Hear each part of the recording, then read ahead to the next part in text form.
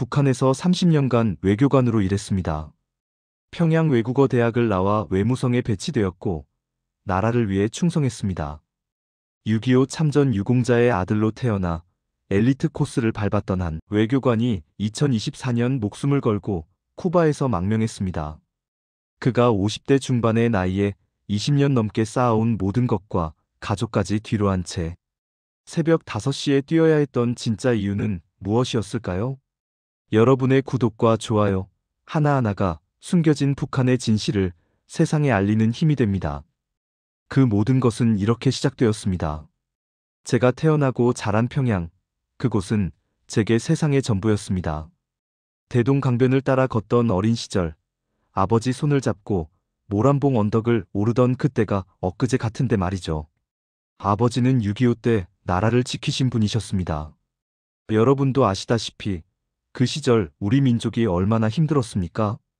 아버지는 그 전쟁의 상처를 안고 평생을 사셨지만 늘 제게 말씀하셨습니다. 철수야, 너는 나라를 위해 큰일을 해야 한다고요. 그래서 저는 열심히 공부했습니다. 평양 외국어대학 에스파냐어과에 입학했을 때 아버지가 얼마나 기뻐하셨는지 모릅니다. 외교관이 된다는 것, 그것은 북에서 말하자면 양반 같은 대우를 받는 거나 마찬가지였으니까요. 졸업 후 외무성에 배치되었고 20대 후반에 결혼도 했습니다. 아내 영희는 평양교원 출신으로 착하고 현명한 여자였습니다.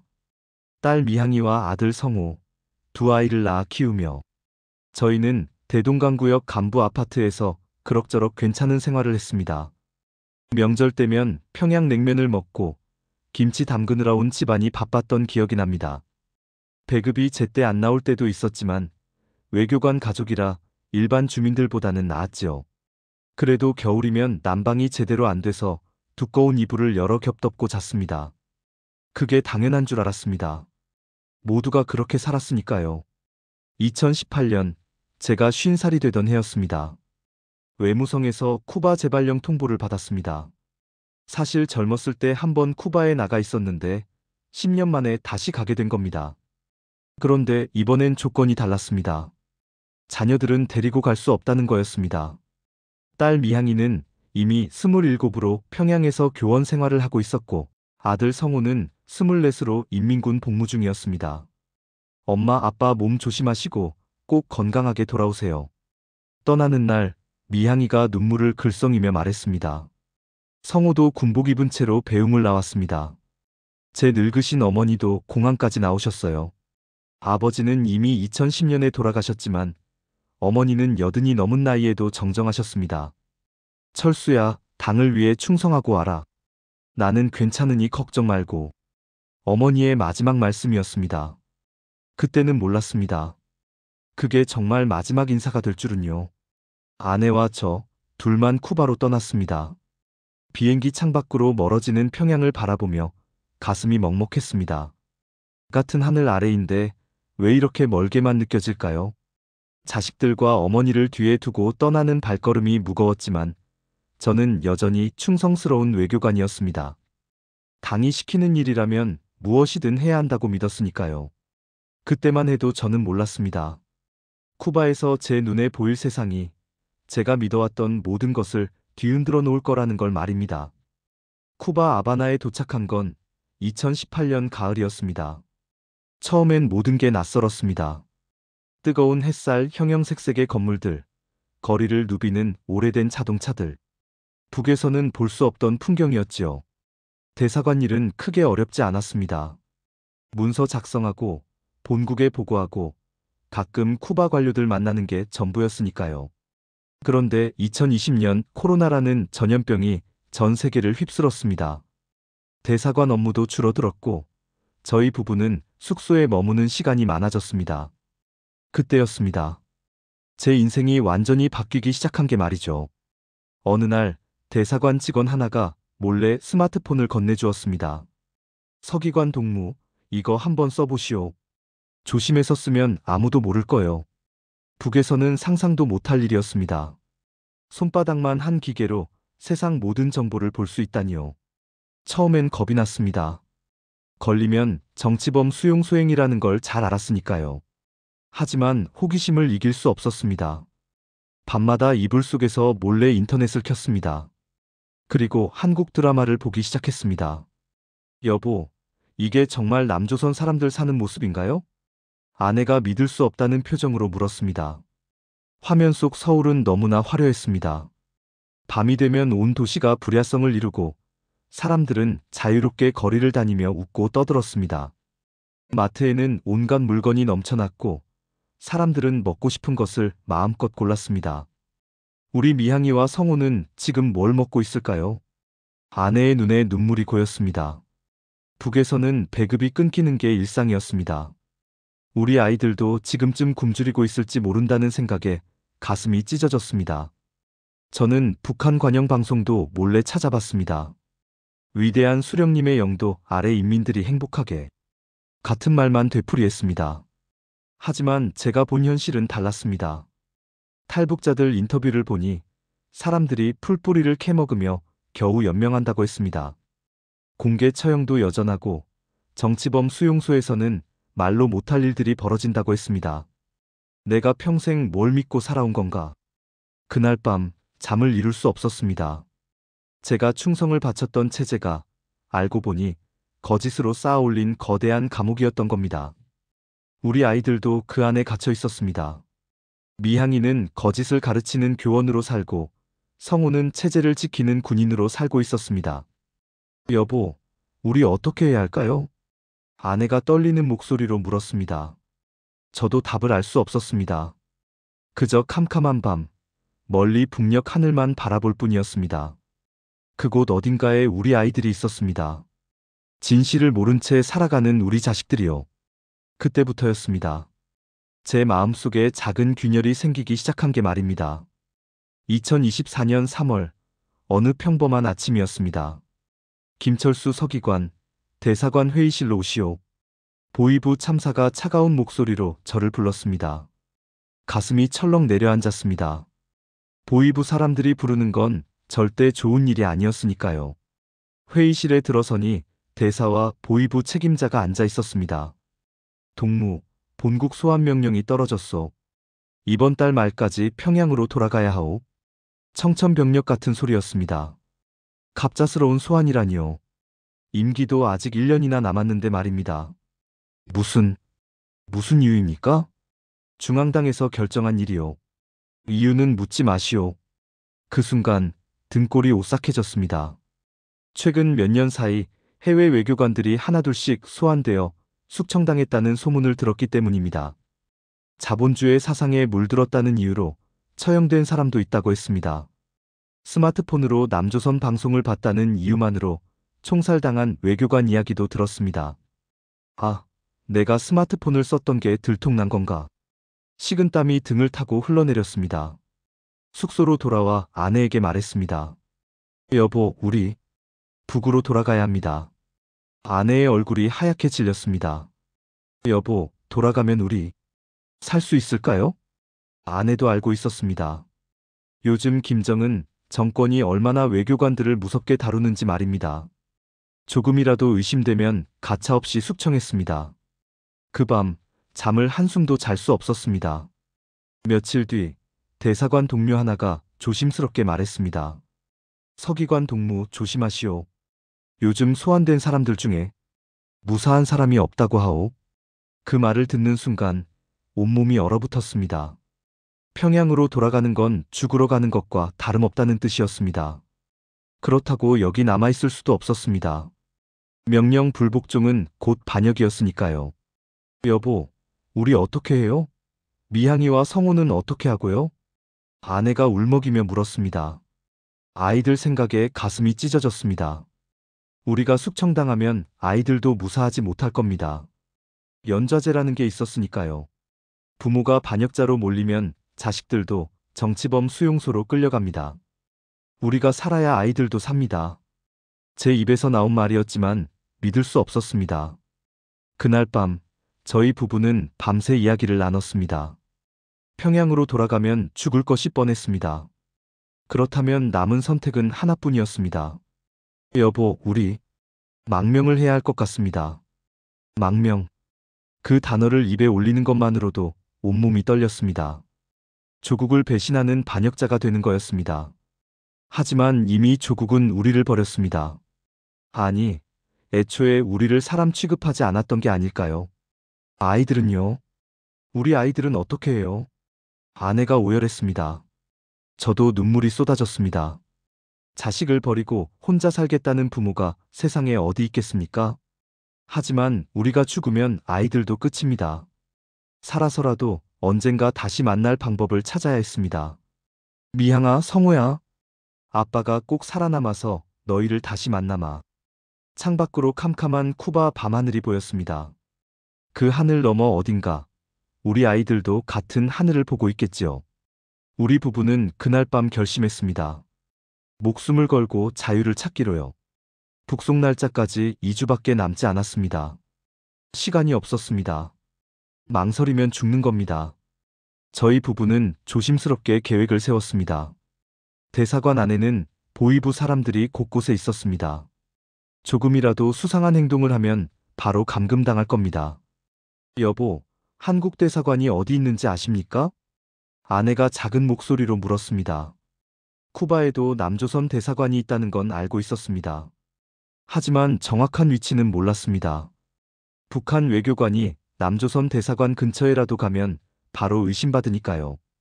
며칠 동안 조심스럽게 정보를 모았습니다. 쿠바 사람들에게 슬쩍 물어보고 인터넷으로도 찾아봤습니다. 다행히 주소를 알아냈습니다. 아바나 미라마르 지역에 있었습니다.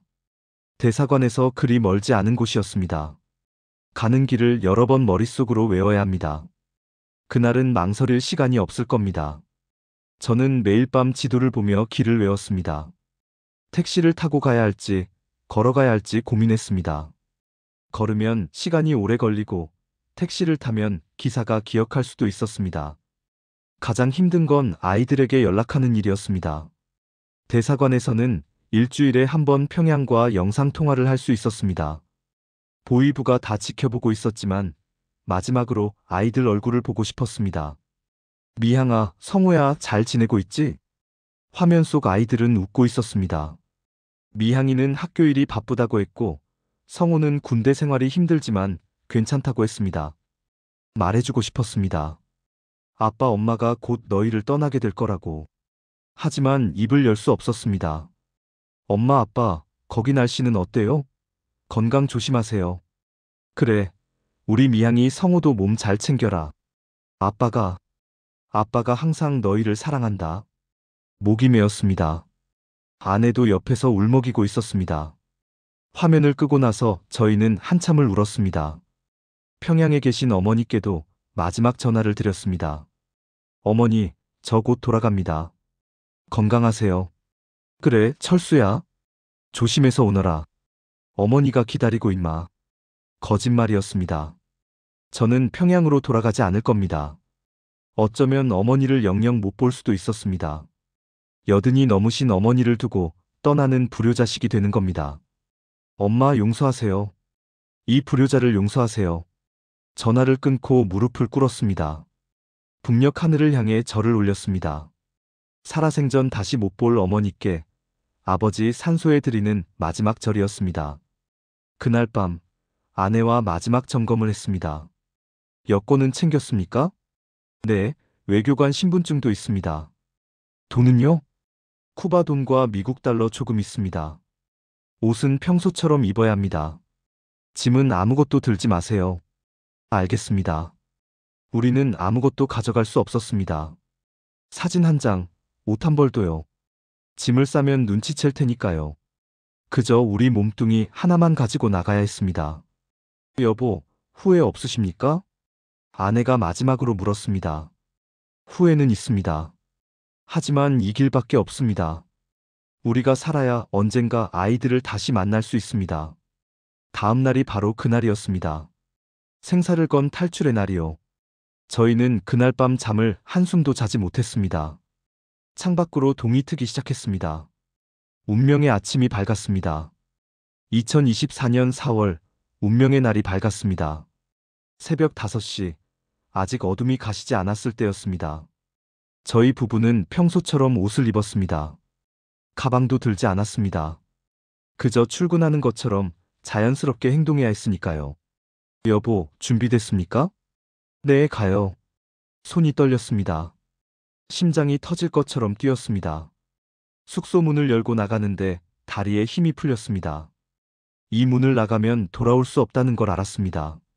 뒤돌아보니 6년 동안 살았던 방이 보였습니다.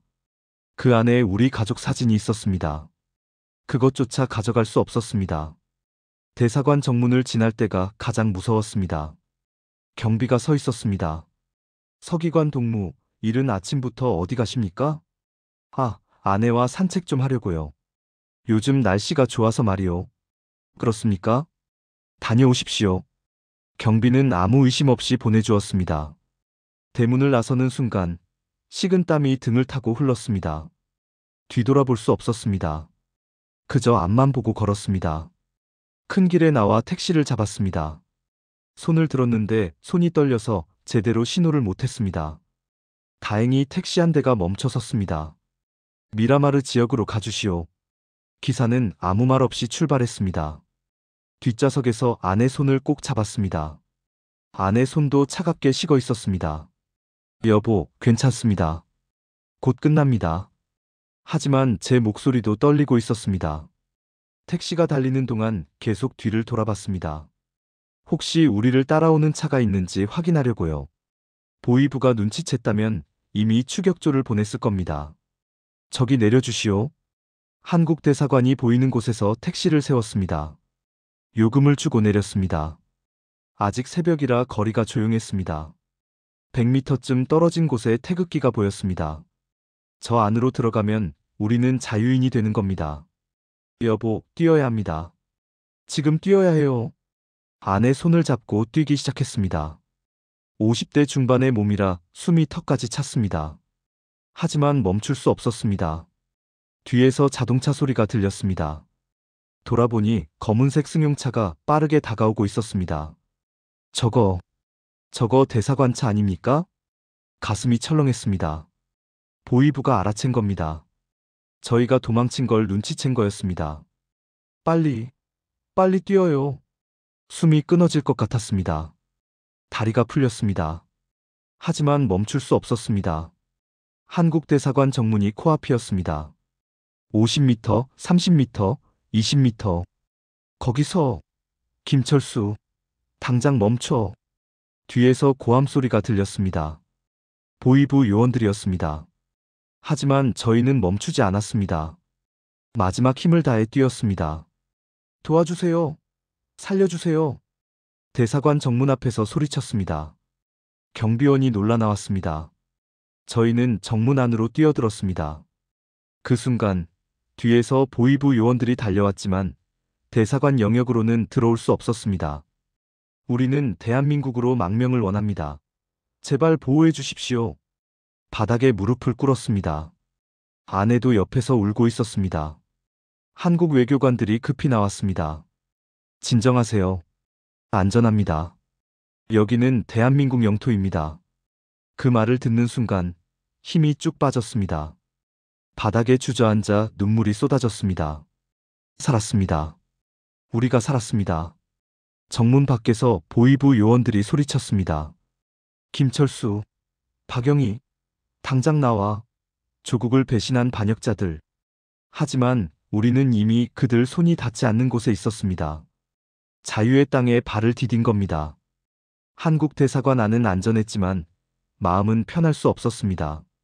대사관 직원들이 저희를 작은 방으로 안내했습니다. 침대와 책상이 있는 단출한 방이었습니다. 하지만 저희에게는 천국 같았습니다. 적어도 여기서는 죽지 않을 테니까요. 일단 쉬십시오. 곧 절차를 안내해드리겠습니다. 한국말이 이렇게 따뜻하게 들릴 줄 몰랐습니다.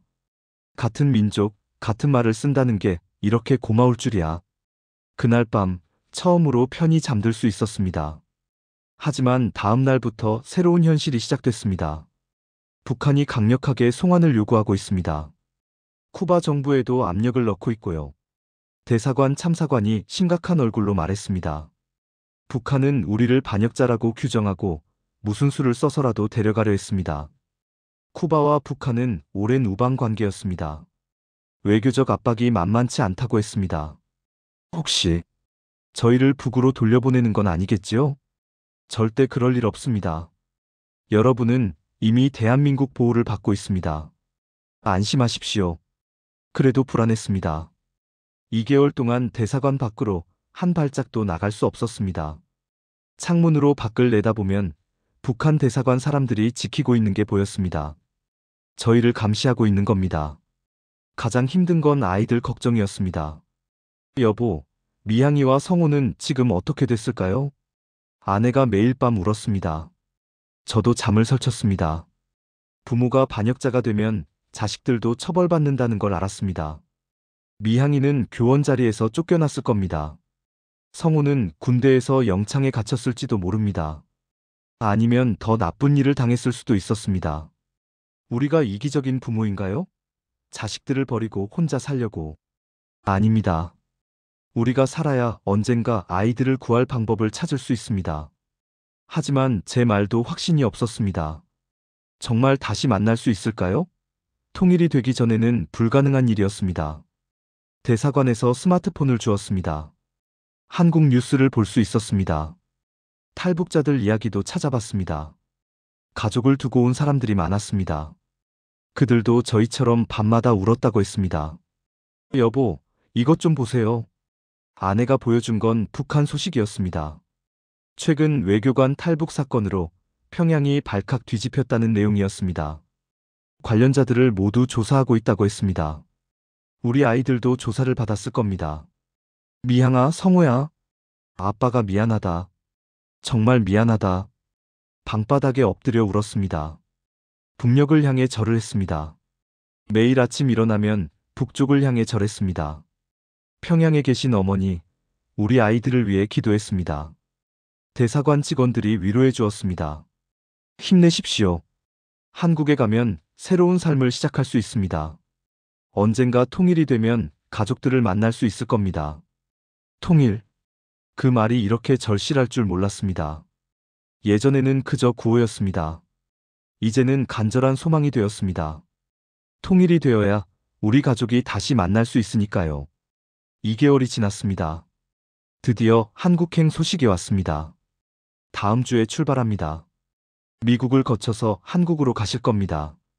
가슴이 뛰었습니다. 드디어 자유의 땅으로 가는 겁니다. 하지만 기쁨보다 슬픔이 더 컸습니다. 쿠바를 떠나면 북한과 더 멀어지는 겁니다. 우리 아이들과도 더 멀어지는 거였습니다. 떠나는 날 아침, 북녘 하늘을 바라봤습니다. 미향아, 성호야. 아빠, 엄마는 이제 한국으로 간다. 꼭 건강하게 살아라. 언젠가 우리 꼭 다시 만나자. 그날까지 살아만 있어라. 눈물이 멈추지 않았습니다. 하지만 앞으로 나아가야 했습니다. 살아남아야 했습니다. 2024년 6월, 드디어 쿠바를 떠나는 날이 왔습니다. 한국 대사관 직원들이 공항까지 함께 갔습니다. 혹시 모를 북한의 방해에 대비한 거였습니다. 공항 입구까지 검은 승용차로 이동했습니다. 창밖을 보니 쿠바 거리가 스쳐 지나갔습니다. 6년을 살았던 이 땅과도 이제 작별입니다. 탑승권입니다. 미국 마이애미를 거쳐서 인천으로 가십니다. 대사관 직원이 건네주었습니다. 대한민국 여행 증명서였습니다. 아직 여권은 아니었지만 이것으로 한국에 들어갈 수 있었습니다. 비행기에 올랐습니다. 좌석에 앉으니 실감이 났습니다. 정말 자유를 향해 가고 있구나. 비행기가 이륙했습니다. 창밖으로 쿠바 땅이 점점 멀어졌습니다. 저 너머 어딘가에 북한이 있었습니다. 우리 아이들이 있는 곳이요. 여보, 우리 언젠가 다시 만날 수 있겠지요? 아내가 불안한 목소리로 물었습니다. 그럼요. 반드시 만날 겁니다. 통일이 되면 우리가 직접 평양에 가서 아이들을 데려올 겁니다. 하지만 제 목소리도 떨리고 있었습니다. 마이애미 공항에서 갈아탔습니다. 인천행 비행기였습니다. 15시간이 넘는 긴 여정이었습니다. 잠을 잘 수 없었습니다. 계속 생각했습니다. 한국은 어떤 곳일까? 우리가 잘 적응할 수 있을까? 기내식이 나왔습니다. 비빔밥이었습니다. 여보, 이게 남조선. 아니, 한국 음식입니다.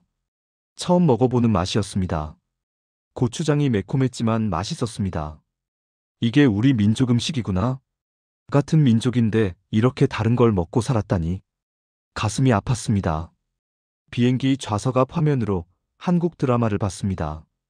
예전에 쿠바에서 몰래 봤던 것들이었습니다. 이제는 당당하게 볼 수 있었습니다. 자유라는 게 이런 거구나. 보고 싶은 걸 보고, 듣고 싶은 걸 듣는 것. 승객 여러분, 곧 인천공항에 도착합니다. 기장의 안내방송이 나왔습니다. 가슴이 두근거렸습니다. 창밖을 내다봤습니다. 밤이었습니다. 하지만 아래가 환했습니다. 서울의 야경이었습니다. 여보, 저것 좀 보세요. 불빛이 끝없이 펼쳐져 있었습니다. 평양의 밤과는 비교할 수 없었습니다. 북에서는 밤이 되면 칠흑같이 어두웠습니다. 전기가 없었으니까요. 하지만 여기는 달랐습니다. 밤에도 대낮같이 밝았습니다. 이게 정말 우리 땅인가요? 아내가 놀라서 물었습니다. 같은 민족인데 이렇게 다를 수가 있을까요? 눈물이 났습니다. 우리 아이들은 저런 세상을 모른 채 살고 있었습니다. 비행기가 착륙했습니다. 인천공항이었습니다. 대한민국에 오신 것을 환영합니다. 공항 직원이 웃으며 말했습니다. 대한민국, 이제 우리가 살게 될 나라였습니다. 입국장을 통과했습니다. 국정원 직원들이 기다리고 있었습니다. 고생 많으셨습니다. 이제 안전합니다. 환영합니다. 그 말을 듣는 순간 다리에 힘이 풀렸습니다. 정말 끝났구나. 이제 정말 자유인이 된 거구나. 바닥에 주저앉아 울었습니다. 기쁨의 눈물인지 슬픔의 눈물인지 알 수 없었습니다. 공항 밖으로 나왔습니다. 한국의 공기를 들이마셨습니다. 자유의 공기였습니다. 하지만 가슴 한쪽은 여전히 무거웠습니다. 북에 남겨둔 가족들 생각 때문이었습니다. 미향아, 성호야. 아빠가 여기까지 왔다. 너희도 꼭 살아라. 언젠가 우리 꼭 만나자. 밤하늘을 올려다봤습니다. 북녘도 같은 하늘 아래 있었습니다. 한국에 온 지 벌써 반년이 지났습니다. 처음 석 달은 국정원 조사를 받았습니다. 북한에서 어떤 일을 했는지, 왜 망명했는지 모든 걸 말해야 했습니다. 힘든 과정이었지만 이해했습니다. 나라 안보를 위해 필요한 일이니까요. 그 다음엔 하나원이라는 곳에 갔습니다. 탈북민들이 한국 생활을 배우는 곳이었습니다. 거기서 석 달을 보냈습니다. 처음엔 모든 게 낯설었습니다. 키오스크로 주문하세요. 식당에서 직원이 말했습니다. 키오스크가 뭔지도 몰랐습니다. 기계로 음식을 주문한다니 북에서는 상상도 못할 일이었습니다. 아내와 둘이서 한참을 헤맸습니다. 옆에 있던 젊은이가 도와줬습니다. 어르신, 여기 이렇게 누르시면 돼요. 어르신이라니. 저는 아직 50대인데 말이죠. 하지만 이곳 사람들 눈에는 저희가 늙어 보였나 봅니다. 지하철 타는 것도 배웠습니다. 교통카드를 찍으면 된다고 했습니다. 신기했습니다. 북에서는 전차를 타려면 표를 사야 했는데 여기는 카드 하나면 다 됐습니다. 여보, 서울이 이렇게 큰 줄 몰랐어요. 지하철 노선도를 보며 아내가 놀랐습니다. 평양보다 몇 배는 큰 도시였습니다. 사람들도 많았습니다. 모두 바쁘게 움직였습니다. 편의점도 신기했습니다. 24시간 문을 연다고 했습니다. 밤에도 장을 볼 수 있다니요. 물건도 넘쳐났습니다. 라면만 해도 수십 종류였습니다. 북에서는 라면 한 봉지가 하늘의 별 따기였는데 말이죠. 아저씨, 이거 드셔보세요. 한국에서 제일 맛있는 라면이에요. 편의점 직원이 친절하게 추천해줬습니다. 한국 사람들은 참 친절했습니다. 탈북민이라고 하면 다들 안쓰럽게 봤습니다. 하나원을 졸업하고 경기도에 집을 얻었습니다. 정부에서 정착금도 주었습니다. 작은 원룸이었지만 우리만의 공간이었습니다. 자유롭게 살 수 있는 곳이었습니다. 저는 탈북민 상담일을 시작했습니다. 외교관 출신이라 말도 잘하고 글도 잘 쓴다고 했습니다. 새로운 탈북민들에게 한국 생활을 알려주는 일이었습니다. 보람 있었습니다. 저처럼 힘든 사람들을 돕는다는 게 의미 있었으니까요. 아내는 한국어 교실에 다닙니다. 남북의 말이 많이 달라졌다고 했습니다. 화장실이요가 아니라 화장실 어디예요? 라고 해야 한다고 배웠습니다. 밥 먹었습니까? 가 아니라 식사하셨어요? 라고 해야 자연스럽다고 했습니다. 하지만 익숙해질수록 가슴은 더 아팠습니다. 여보, 미향이와 성호는 지금 뭘 하고 있을까요? 매일 밤 같은 질문을 했습니다. 한국에 있는 탈북민 단체에 수소문했습니다. 북에 남은 가족 소식을 알 수 있냐고요. 하지만 쉽지 않았습니다. 북한은 완전히 차단된 나라였습니다. 가끔 탈북민 모임에 갔습니다. 거기서 비슷한 처지의 사람들을 만났습니다. 자식을 두고 온 어머니, 부모님을 두고 온 아들, 모두 같은 아픔을 안고 살았습니다. 우리 세대에는 통일을 볼 수 있을까요? 누군가 물었습니다. 모두 고개를 숙였습니다. 통일. 그게 우리의 유일한 희망이었습니다. 일요일마다 교회에 갑니다.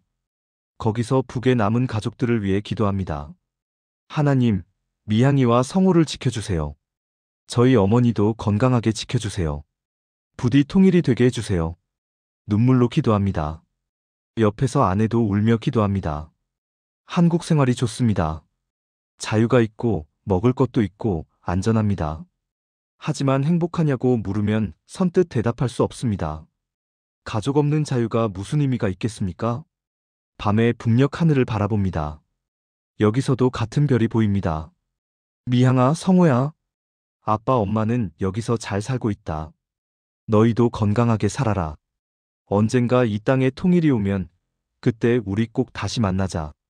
그날까지 살아만 있어라. 통일. 그것이 우리의 간절한 소망입니다. 같은 민족이 총부리를 겨누고 사는 이 비극이 언젠가는 끝나기를, 우리 세대의 통일을 보기를 간절히 바랍니다. 그날이 오면 제일 먼저 평양으로 달려갈 겁니다. 어머니 산소에 절하고 미향이와 성호를 꼭 안아줄 겁니다. 그날을 기다리며 오늘도 살아갑니다.